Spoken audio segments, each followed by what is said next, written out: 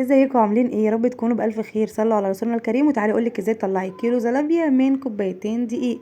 بجد والله تعالي معايا وانا هقولك هتعملي ايه.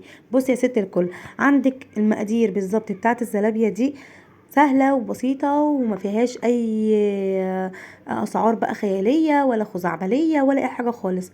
بصي عندك كوبايتين من الدقيق. بصي هي سهله جدا، كله اتنين اتنين اتنين ما عدا حاجه واحده بس، اللي هو النشا. بصي بقى، كوبايتين دقيق، معلقتين لبن بودرة، معلقتين سكر، 3 معالق نشا. بس سهلة وبسيطة ولا فيها اي حاجة خالص. وهنحط عليها كيس بيكنج باودر. طب انا يا نورة عايزة اعملها بالخميرة، اعمليها يا قلبي بالخميرة، مش هتقولك لا، بس هتسيبيها تخمر لمدة نص ساعة. في الصيف ده الحر اللي احنا فيه ده يا دوبك نص ساعة هتلاقيها بقت معاكي زي الفل. انما لو في الشتاء من ساعة لساعة ونص، ويكون في مكان دافي. طيب لكن انا هنا عملتها بالخميره فمش هسيبها ترتاح. هحضر الكيس بتاعي المفروض بيتحط في كيس حلواني على فكره، فانا مش عندي كيس حلواني، هقف ما عنديش مستحيل.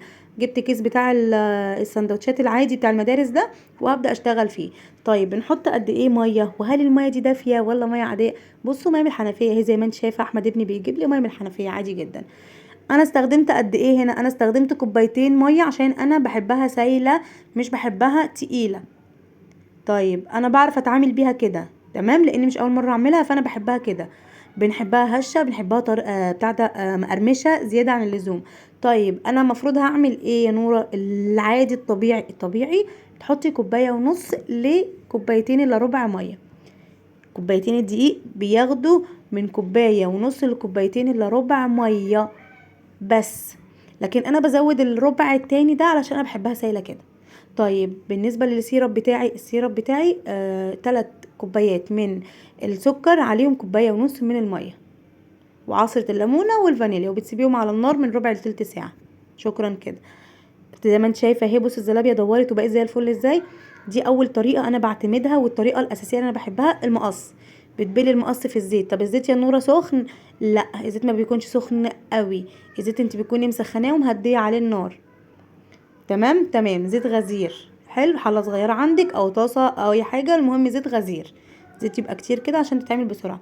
طيب انا ما بعملهاش من مره واحده، انا بطلعها مصفره كده اهو. حلو. وبعمل طاسة تانية، طاسة تانية، وهكذا، ونجمعهم كده.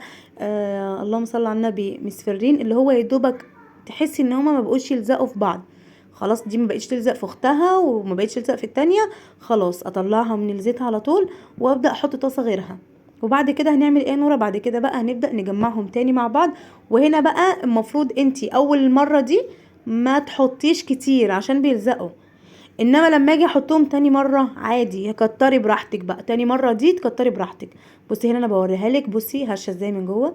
والله كانت طعمه تحفه ملهاش حل. لو وصلتي لحد هنا حطي لي لايك وحطي لي كومنت وصلي فيه على رسولنا الكريم، ويرحم اموات المسلمين اجمعين. ويا رب يا رب اهل غزه دولت يبصوا، نفسي يعني، عارفين الكلمه اللي بيقولك يزعق لهم نبي؟ والله العظيم هم عايزين فعلا معجزه. انا هخترق الكاميرا، معلش سامحوني بقى، انتوا اقبلوني على اي وضع. عايزين بجد والله العظيم، مش عارفه الواحد صعبان عليه، مفيش حاجه بايديه يعملها لهم، بس هنعمل ايه؟ الدعاء، ادعوا لهم ربنا ينصرهم عليهم يا رب بحق جاه النبي. بص بقى، دي تاني طريقة فاشلة، فاشلة ما بحبهاش، وهرمي المعلقة وهولع في المعلقة. بس عايزة اقول لكم على حاجة انا جربتها برضو في الاخر. عارفين المعالق المعيارية؟ في معالق معيارية كده بلاستيك تحفة. انا في الاخر جربتها وكانت جميلة، بس ما جاتش اللي اكتشفت ان انا ما صورتهاش، بس مش مشكلة. بصوا بقى، هنا بقى طبعا شايفين كام واحدة معوجة، بس اقسم بالله مش معوجين، ده اللي هو ساعة المعلقة بتوع المعلقة. بس عايزة اقول لكم كانت طعمها خطير خطير خطير خطير. ماشي.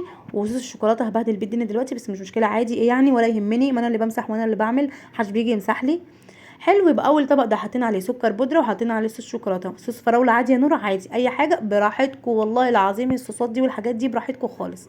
وهنا بقى ده السيرب بتاع الزلابيه برضو تاني. بحبكم قوي قوي قوي، وانتوا اخواتي وظهري. عايزه اقول لكم بقى لايك وكومنت وفولو البيج بتاعتي واكسبلور لو على اليوتيوب.